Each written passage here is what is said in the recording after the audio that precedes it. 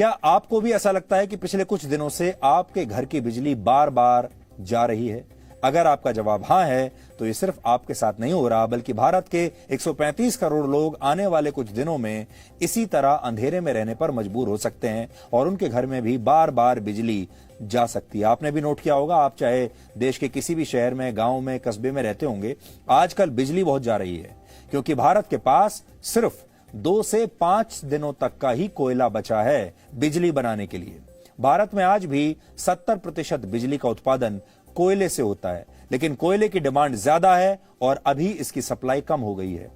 इसलिए हो सकता है कि आपको आने वाले कई दिन बिना बिजली के ऐसे ही बिताने पड़े। लोड शेडिंग आपके घर में भी, आपके इलाके में भी होती रहे। इस हफ्ते की शुरुआत फेसबुक, व्हाट्सएप के ब्लैकआउट के साथ हुई थी। 6 घंटे तक दुनिया के 300 करोड़ लोग इन सोशल मीडिया प्लेटफॉर्म्स का इस्तेमाल नहीं कर पाए थे। लेकिन सोचिए, अगर आने वाले दिनों में पूरी दुनिया पावर ब्लैकआउट में चली गई, यानी पूरी दुनिया में बिजली उत्पादन ठप हो गया, तो फिर क्या होगा?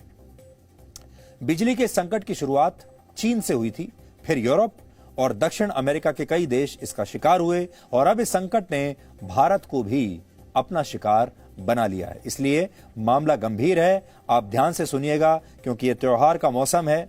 आपको इस समय अपना जगमग घर चाहिए, लेकिन हो सकता है कि अब आने वाले दिनों में बिजली की कमी पड़ जाए।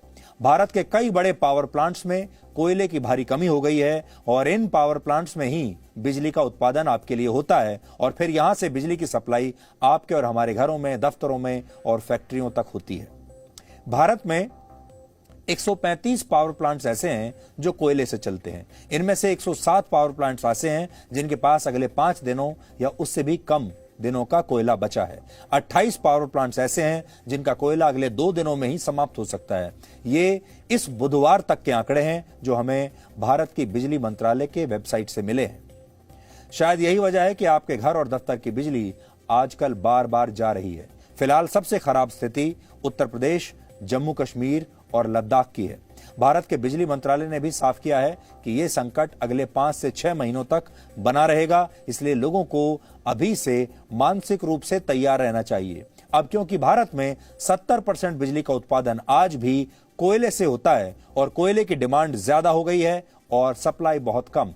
भारत की अर्थव्यवस्था कोविड से हुए नुकसान से तेजी से उभर रही है और मैन्युफैक्चरिंग जैसे सेक्टर्स में पहले के मुकाबले अब ज्यादा बिजली इस्तेमाल हो रही है क्योंकि मैन्युफैक्चरिंग बढ़ रही है, फैक्ट्रियों का उत्पादन बढ़ रहा है। बीच में सब रुक गया था, लेकिन जो पहिया अब रुक गया था अब वो तेजी से घूम रहा है।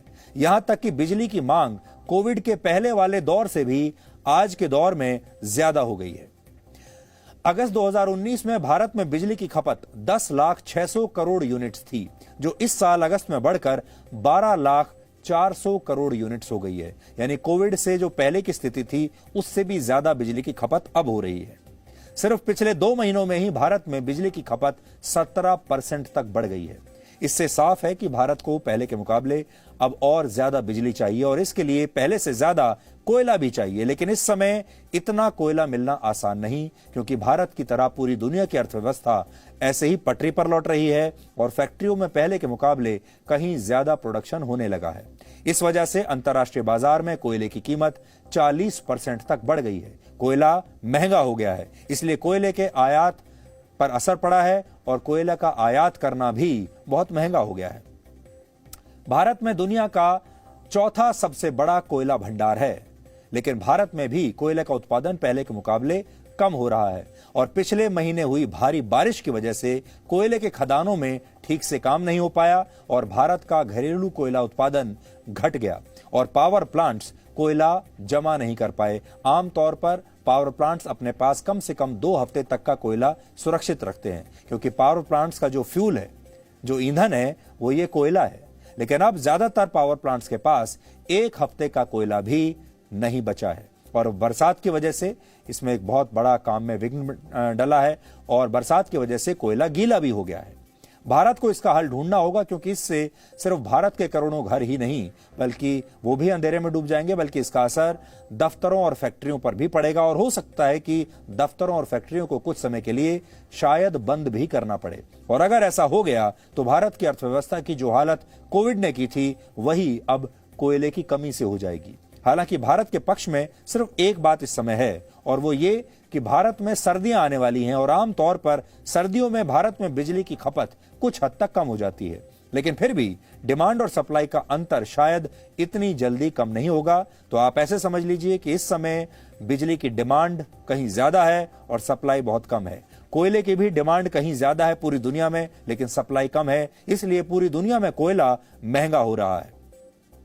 लेकिन इस संकट में सिर्फ अकेला भारत ही नहीं, बल्कि पूरी दुनिया अलग अलग चुनौतियों का सामना कर रही है।